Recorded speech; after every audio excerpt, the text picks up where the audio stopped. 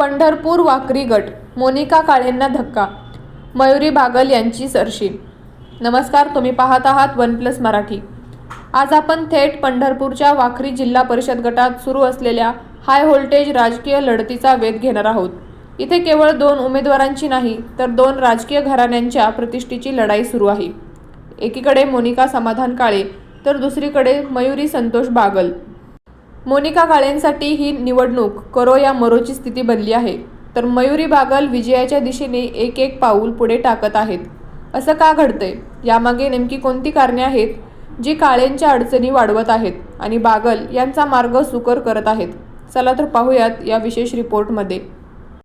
कारभारी की विघ्नहर्ता, जनता ठरवते। वसंतदादा काळेंनी आयुष्यभर सहकाराचा वारसा जपला, पण आता त्यांच्या संस्था डबघाईला आल्या आहेत। सीताराम आणि चंद्रभागा कारखान्यांची अवस्था पाहता सक्षम नेतृत्व कुठं हरवलं असा प्रश्न मतदार विचारत आहेत। कारखाने विकले, विश्वास गमावला। सीताराम कारखाना खासगी होणे आणि चंद्रभागा कारखाना दुसऱ्याला चालवायला देणे, या व्यवहारातून शेतकऱ्यांचे देणे थकले। जेव्हा दुसऱ्यांनी तेच कारखाने यशस्वीपणे चालवले तेव्हा संस्था वाईट नव्हत्या, चालवणारे चुकले। हा संदेश मतदारांपर्यंत पोहोचला, जो काळेंसाठी मोठा झटका आहे। परिचारक गटाची मन की बात वेगळीच। वरकरणी युती दिसत असली तरी परिचारक गटातील वामन यलमार यांच्यासारख्या नेत्यांना डावलून उमेदवारी घरातच ठेवल्याने अंतर्गत खदगद आहे। पक्षांतर, ऐनवेळी राष्ट्रवादी सोडून भाजपमध्ये जाण्याचा निर्णय काळेंना चांगलाच महागात पडला आहे। नेमके कोणत्या विचारांचे आहात हा प्रश्न जनतेला पडला आहे आणि यामुळे राजकीय विश्वासार्हता धोक्यात आली आहे। कार्यकर्त्यांचा बळी आणि स्वार्थाचा आरोप।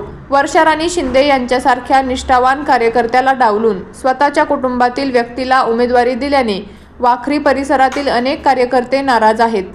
यामुळे घराणेशाहीचा मुद्दा ऐरणीवर आला आहे। भालकेंचा गेम चेंजर डाव। काळे गटाचा मतविभागणीचा डाव भगीरथ भालके यांनी एकहाती हाणून पाडला। संग्राम गायकवाड यांची यशस्वी माघार घडवून आणत भालकेंनी मयुरी बागल यांच्यासाठी विजयाचा मार्ग मोकळा केला आहे। शेतकरी संघटनेची एकजुटीची वज्रमूठ। शेतकरी आंदोलनात फूट पाडण्याचा प्रयत्नही फसला। समाधान फाटे, तानाजी बागल, सचिन पाटील यांच्यासारखे शेतकरी नेते एकत्र आल्याने संपूर्ण शेतकरी समाज मयुरी बागल यांच्या पाठीशी उभा आहे। अभिजित पाटलांचा 100 रुपयांचा गुलाल। विठ्ठल कारखान्याचे चेअरमन अभिजित पाटील यांनी केवळ पाठिंबाच दिला नाही तर निवडणुकीच्या तोंडावर उसाला 100 रुपये जादा दर जाहीर करून मतदारांना खुश केले आहे। हा आर्थिक बूस्टर बागल यांच्यासाठी गेम चेंजर ठरू शकतो।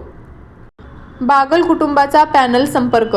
सूर्यकांत दाजी पाटील आणि विष्णुभाऊ बागल यांचा या भागातील दांडगा जनसंपर्क, त्यांची समाजसेवा आणि शेतकरी संघटनेचा वारसा मयुरी बागल यांना मोठ्या प्रमाणावर फायदेशीर ठरत आहे। अजित पवारांची सहानुभूती लाट। अजित पवारांच्या निधनानंतर त्यांच्याबद्दलची सहानुभूती राष्ट्रवादी काँग्रेसच्या मतदारांमध्ये आहे। त्यांना सोडून गेलेल्या काळे कुटुंबाला धडा शिकवण्याची मानसिकता या मतदारांमध्ये दिसते, ज्याचा थेट फायदा घड्याळ चिन्हाला म्हणजेच मयुरी बागल यांना होईल।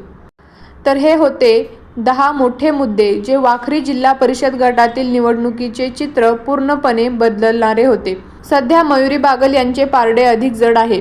मोनिका काळेंसाठी ही निवडणूक केवळ जिंकण्याची नाही तर राजकीय अस्तित्व टिकवण्याची लढाई बनली आहे।